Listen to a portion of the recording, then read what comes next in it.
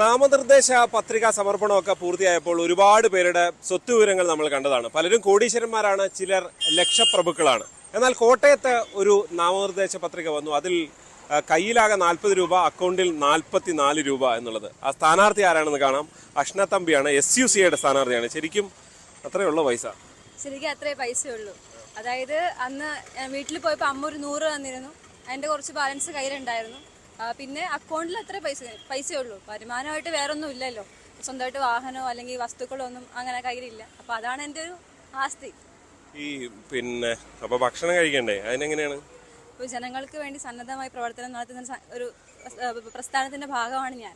അതുകൊണ്ട് തന്നെ ആ ജനകീയ പ്രവർത്തനങ്ങൾ ചെയ്യുമ്പോൾ സാധാരണ ജനങ്ങളിൽ നിന്ന് കിട്ടുന്ന പൈസ ഉപയോഗിച്ച് തന്നെയാണ് നമ്മൾ ഇങ്ങനെയുള്ള ചെറിയ ഭക്ഷണം പാർട്ടി അതിനുള്ള നമ്മുടെ ചെലവിനുള്ള ഭക്ഷണ കാര്യങ്ങൾക്കുള്ളത് തരും ഉറപ്പായിട്ടും.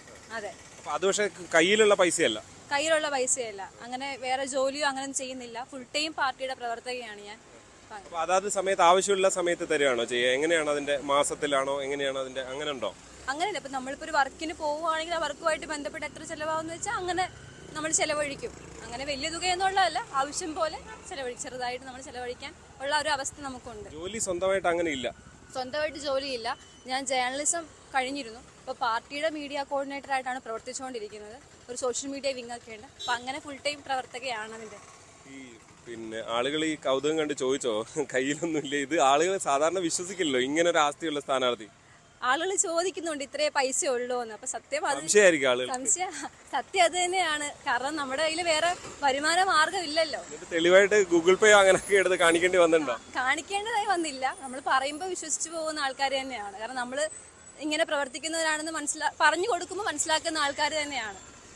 ഈ SUC സമീപകാലത്ത് ആശാ സമരം വലിയ ശ്രദ്ധിക്കപ്പെട്ടു. ഇപ്പൊ നിങ്ങൾ വോട്ടും തേടി പോവുകയാണ്. ഇതൊക്കെ ജനങ്ങളിൽ എത്തിയിട്ടുണ്ടോ? SUC ഒക്കെ ഇതിന് പിന്നിലുണ്ട്, അത് വോട്ടായി പ്രതിഫലിക്കും, എന്താണ് അത് തോന്നുന്നത്?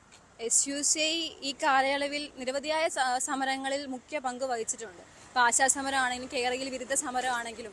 അപ്പോൾ ആ സമരങ്ങളിലേക്ക് SUCയുടെ പങ്ക് തിരിച്ചറിഞ്ഞ ജനങ്ങൾ ഉറപ്പായിട്ടും നമുക്ക് വോട്ട് ചെയ്യുന്നുള്ള ആളുകളെ പ്രതികരണം തോന്നുമ്പോഴേ ഇത് SUC ഇങ്ങനെ ചെയ്തിട്ടുണ്ട് എന്ന് മനസ്സിലാവുന്നുണ്ടോ? ഉറപ്പായിട്ടും SUC അവിടെ ഒരു പങ്ക് വഹിച്ചിട്ടുണ്ടെന്ന് മനസ്സിലാക്കുന്ന ആൾക്കാർ തന്നെയാണ്.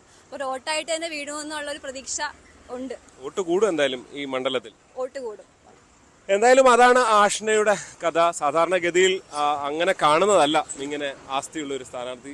ആഷ്നയുടെ വോട്ട് വർദ്ധിപ്പിക്കാൻ SUCയിലൂടെ ഏറ്റുമാനൂരിൽ വോട്ട് വർദ്ധിപ്പിക്കാൻ ആഷ്നയ്ക്ക് കഴിയുമെന്നാണ് പ്രതീക്ഷ. ഏറ്റുമാനിൽ നിന്ന് G. ശ്രീജിത്ത്, News 18. കൂടുതൽ വാർത്തകൾക്ക് News 18 Keralam YouTube channel subscribe ചെയ്യുക.